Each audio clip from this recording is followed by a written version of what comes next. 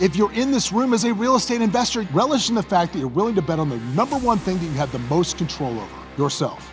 We keep it simple, we keep it succinct, we keep moving. If you could go out and have small wins on a very long trajectory, you're gonna win big over time. And if you do these things, you can be set up for success in order to run your company using financials as the driver, which then allows you to scale a lot faster because you lose the sense of uncertainty.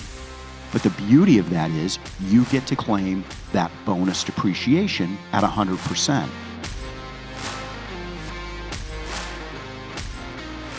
I'm there to pour in. I'm there to help. I'm there to help everybody else with their business and improving their business. The most cost-effective, wisest choice is to find a partner that will help lead you through that jungle.